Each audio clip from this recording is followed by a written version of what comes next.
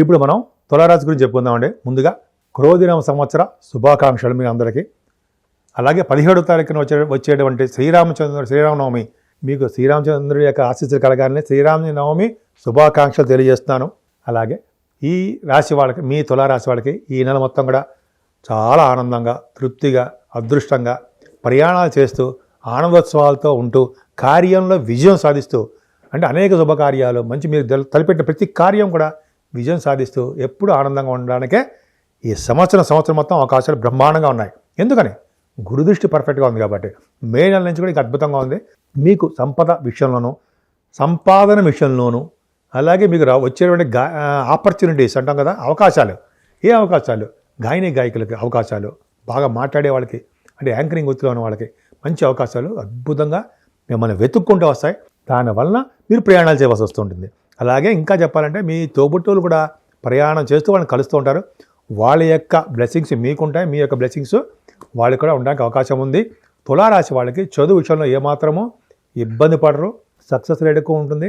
తులారాశి వాళ్ళకే ముఖ్యంగా భార్యాభర్తల విషయంలోనూ, అదే మీ పిల్లల విషయంలోనూ మీ అద్భుతమైన ఫలితాలు ఉంటాయి. ఇంకా చెప్పాలంటే మీ 4th భావం బాగుంది కాబట్టి, అంటే మీలో కొంతమందికి వ్యవసాయదారులు ఉంటారు, వాళ్ళకు కూడా మంచి పంటలు నష్టం రాకుండా పంటలో బ్రహ్మాండంగా పండుతుంది.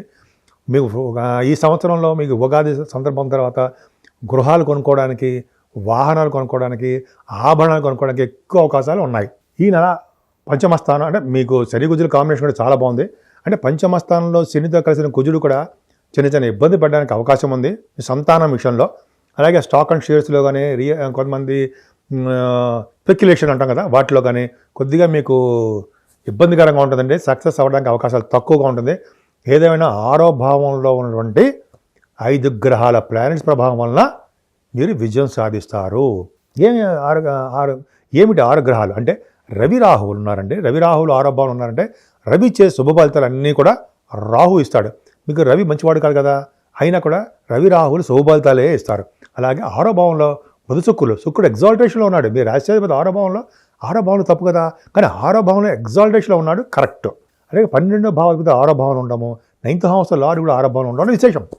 అంటే మేనమామల వలన మీకు సంపద కలగడము, శత్రుభయం లేకుండా ఉండడము, తలవంతనంగా వచ్చే ధనయోగంగా కలగడము, పొలిటికల్ రంగంలో ఉంటే విజయం సాధించడము, 6వ భావం కదా, విజయం ఖచ్చితంగా సాధించడము.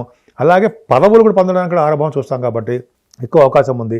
వార్తా సంస్థలు పనిచేసే వాళ్ళకి మంచి ఫలితాలు బాగుంటాయి. వార్తా సేకరణ అద్భుతమైన ఫలితాలు ఉంటాయి. కుజుడు కూడా తోడవుతాడు కాబట్టి కుజ ఫలితాలు కూడా 2nd హౌస్ లార్డ్ 6వ భావం ఉన్నాడు కదండి. మీకు అద్భుతమైన ఫలితాలు, మంచి ఫలితాలు, శుభవార్తలు, విదేశాల పర్యటనలో, విదేశ పర్యటన కూడా చేస్తారు. అంటే చదువు రీచ్ అవ్వచ్చు. అలాగే మీకు మంచి అవకాశాలు 6వ భావం పర్ఫెక్ట్గా చాలా బాగుంది. 7వ భావంలో రవితో కలిసిన బుధుడితో కలిసిన అంటే రవి తప్పు కదా, 7వ భావంలో రవి తప్పు. కానీ రవితో కలిసిన బుధుడు ఎగ్జాల్టేషన్లో ఉన్న రవి, 7వ 11 ఇంటి వాడు 7వ భావంలో ఉన్నాడు. అంటే కాంబినేషన్ మీకు కొంచెం ఇబ్బందికరంగా ఉంటుంది. కానీ 4 గ్రహాల యొక్క ప్రభావం వలన, 7వ స్థానంలో రవి గ్రహం వలన, రవి బుధుల కాంబినేషన్ వలన తెలివితేటలు ఎక్కువ ఉంటాయి. మీకు సూక్ష్మ బుద్ధి బాగా ఉంటుంది. చార్ట్ అకౌంటెంట్స్, కాస్ట్ అకౌంటెంట్స్, ఆడిటర్స్గా మీరు పేరు ప్రఖ్యాతులు తెచ్చుకుంటారు. మీకు ఆస్ట్రాలజీ సంబంధించిన ఉంటారు కదా, ఆస్ట్రాలజర్స్ అంటాం కదా మనం, వాళ్ళకి అంటే జాతకాలు చెప్పే వాళ్ళకి న్యాయబద్ధంగా, ధర్మబద్ధంగా కొంతమంది చాలా మంది ఉన్నారు. వాళ్ళకు కూడా మంచి అవకాశాలు ఉంటాయండి. ఎందుకంటే తులారాశి వాళ్ళకి మంచి అద్భుతమైన ఫలితాలు ఉంటాయి. అలాగే భార్యాభర్తలు మంచి ఫలితాలు ఉంటాయి. బిజినెస్లో బాగా రాణిస్తారు. ఆభరణాలు కొనుక్కుంటారు, విహారయాత్రలు చేస్తారు. ఎన్నో అద్భుతమైన ఫలితాలు ఉన్నాయండి. అష్టమాధిపతి కూడా శుక్రుడు అవడం 6వ భావంలో ఉన్నాడు. అంటే 8వ ఇంటి వాడు 6వ భావంలో ఉండడం అనేది గ్రేటే కదా. మరి మంచి యోగం ఇస్తాడు. శుక్రుడు ఉచ్చస్థితిలో కూడా ఉన్నాడు. అంటే తరంకి వచ్చే ధనయోగాన్ని, కోర్టు కేసులు ఉంటే అవన్నీ సక్సెస్ అయిపోవడము, ఇవన్నీ బాగుంటాయి. పైగా 9th హౌస్ లార్డ్ బుధుడు అయ్యాడు. 9th హౌస్ లార్డ్ బుధుడు మీకు 7వ భావంలో ఉండడం వలన వ్యాపారాభివృద్ధి కలుగుతుంది. అంటే గోల్డ్ బిజినెస్ వాళ్ళకి, లేకపోతే వెండి వ్యాపారస్తులకి, ప్రింటింగ్ అండ్ స్టేషనరీ వ్యాపారస్తులకి, అలాగే బట్టల వ్యాపారస్తులు, వీళ్ళందరూ ఉంటారు కదా, చిన్న వ్యాపారస్తులకైనా ఈ నెల మొత్తం కూడా బాగుండడానికి అవకాశం ఉంది. కొద్దిగా శని దృష్టి 7వ భావం ఉండడం వల్ల కొద్దిగా బిజినెస్లో కొద్దిగా ఇబ్బంది పడడానికి అవకాశం ఉంది. దశమాధిపతి కూడా బాగున్నాడు కాబట్టి 10th హౌస్ చంద్రుడు అవుతాడు అనుకోండి. మీకు ఉద్యోగ రీత్యా ప్రయాణాలు చేయవలసి వస్తుంటుంది. మీ నెలలో అవకాశాలు ఎక్కువ ఉన్నాయి. ఆడవాళ్ళకి చెప్తున్నానండి, కాంపిటీషన్ ఎగ్జామ్స్ రాస్తున్నారు, మీరు విజయం సాధిస్తారు. అలాగే గవర్నమెంట్ ఆర్గనైజేషన్లను, మీకు ప్రైవేట్ ఆర్గనైజేషన్లో రావడానికి అవకాశం ఉంది. ల్యాండ్స్ కొనుక్కుంటారు. రియల్ ఎస్టేట్ రంగం ఉన్న వాళ్ళకి మంచి సక్సెస్ రేట్ ఎక్కువ ఉంటుంది. సాఫ్ట్వేర్ రంగంలో ఉద్యోగస్తులకి మంచి వృద్ధి కనిపిస్తుందండి మీకు బాగా. 12వ భావంలో ఉన్న కేతు కూడా మీకు సన్మానాలు చేస్తుంటాడు, తీర్థయాత్రలు చేస్తుంటాడు, దైవ దర్శనాలు చేస్తుంటాడు. మంచి జ్ఞాన సంపదని, జ్ఞాన వృద్ధిని కలిగించేట్టుగా కేతు ప్రభావం 12 భావం ఉంది.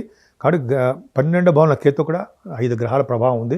ఏదేమైనా మీ తులారాశి వాళ్ళకి మంచి ఫలితాలు ఉన్నాయి. నెల మొత్తం కూడా బాగుంది.